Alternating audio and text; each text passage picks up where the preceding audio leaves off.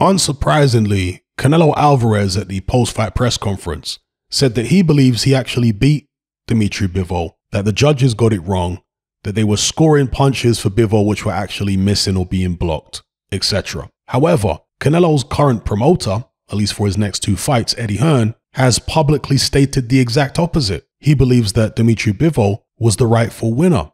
When you consider the fact that Canelo Alvarez has an astronomical ego, and I'm not saying that to insult the man, I'm just being descriptive, and I understand how necessary it is for boxers to believe that they are God's gift to the sport in order to be successful. If you don't have a huge ego, at least with regards to your boxing ability, you're not going to get anywhere in boxing, because the ego is where you derive your confidence, your competitive spirit, etc. from. I remember Lennox Lewis talking about this in a documentary he did after he beat Razor Ruddock. I think you can actually watch the documentary on YouTube.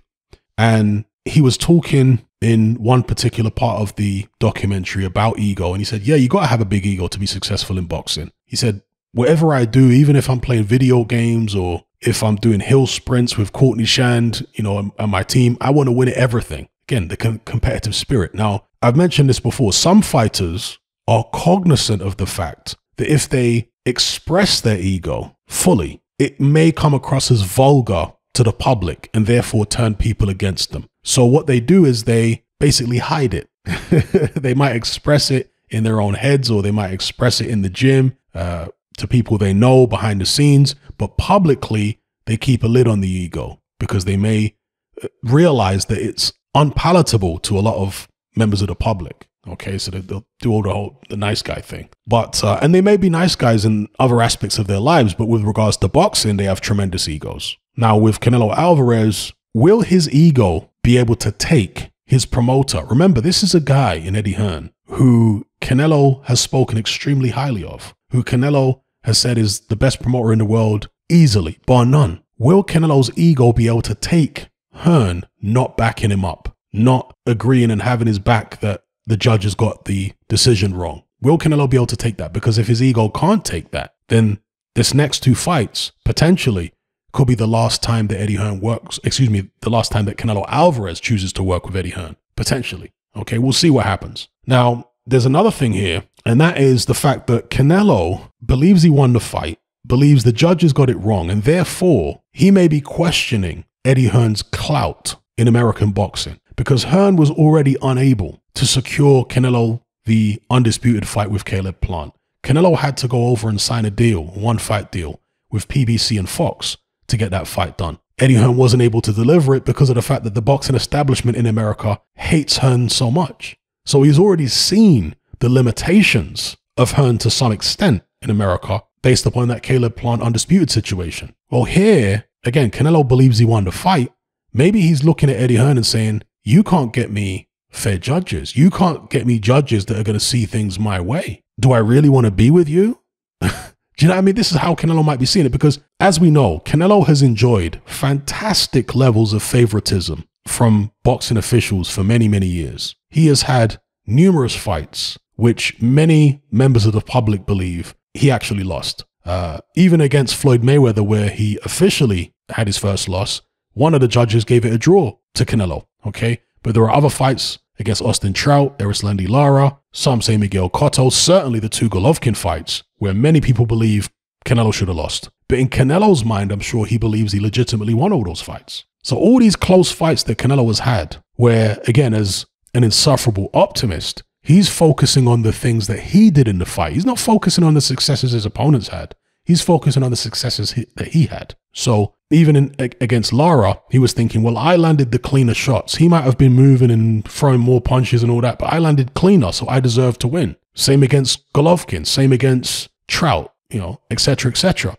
So in Canelo's mind, yeah, I'm not saying this is what I believe. I'm saying in Canelo's mind, he's thinking, why did they give it to Bivol? Because I did the same things in this fight that I did, let's say, against Lara or against Golovkin, and it was good enough to win those fights, right? I took parts of rounds off against previous opponents in these so-called controversial fights. I landed high-quality shots, maybe not a lot of them, but I landed them, and that was enough for the judges to see things my way. Why didn't they see things my way this time? Is he going to start looking at Eddie Hearn and saying, you ain't got the clout?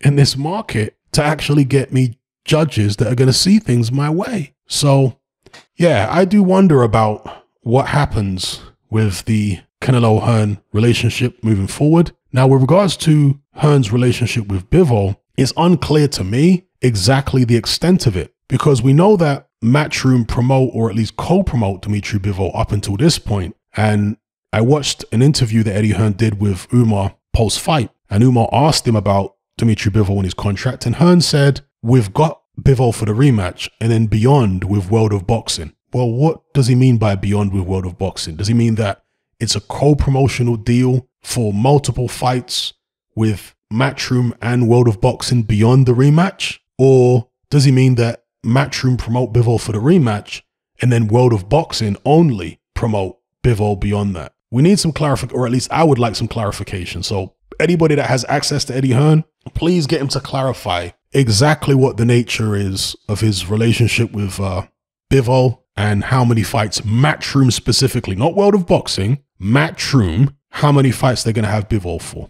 Okay, because Dimitri Bivol, as we know, fantastic fighter. If he beats Canelo in the rematch, if a rematch goes ahead, then he could potentially become a serious commodity, a commercial commodity for Eddie Hearn and DAZN if Hearn has a long-term contract with him. And that is vitally important because Len Blavatnik, who ultimately owns DAZN, injected several $1 billion into the company recently because it was absolutely hemorrhaging money and they were racked with enormous debts. Blavatnik is not just going to put all that money in there and say, "Oh, there you go. Now you guys get on with it. You know, no problem at all." No. He's going to be breathing down his employees' necks. He doesn't want to keep on having to inject billions into the company because it's failing to turn a profit time and time again. So the pressure from Blavatnik on his employees will be mounting and mounting and mounting at this stage. And that includes Eddie Hearn. And you can see it actually in Eddie Hearn's interviews these days, because Umar is asking Hearn the kind of questions which a few years ago Hearn would have answered in a very relaxed, nonchalant kind of way. But now he's getting triggered by these questions. Now he's calling Umar names and insulting him for asking these perfectly legitimate questions. And I think that's testament to the amount of pressure that Eddie Hearn is under to deliver for DAZN, which is a failing business at this stage. And when I say failing, I'm talking from a financial perspective, they're failing. Look, the past 2 years has been a massive kick in the teeth for a lot of companies. And you have to factor that in when you look at DAZN's journey. They said that they wouldn't do pay-per-views, that they were here to end pay-per-views. And of course, now they're doing pay-per-view. And some people say that that shows that they were duplicitous from the start, that they always intended to do pay-per-view. I wouldn't necessarily go that far because, you know, the past 2 years has messed up a lot of things in terms of business. And also, DAZN wanted to secure rights for various other sports in the United States and in the UK. We know that they wanted to acquire BT Sport, which would then have allowed DAZN to show Premier League football in the UK, UFC, so huge sports, right? But they didn't manage to secure that BT deal.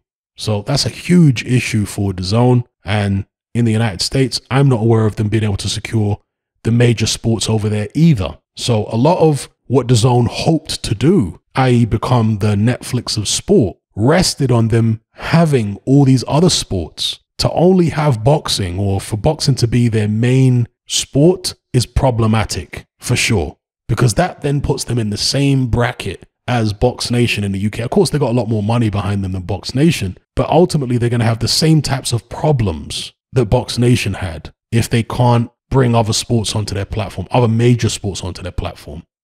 And now, of course, I know that in other territories, in Japan and, you know, other parts of the world, they do have major sports in other territories. But in the American market, in the British market, that's not the case so far. So all of this just heaps more pressure on the boxing division.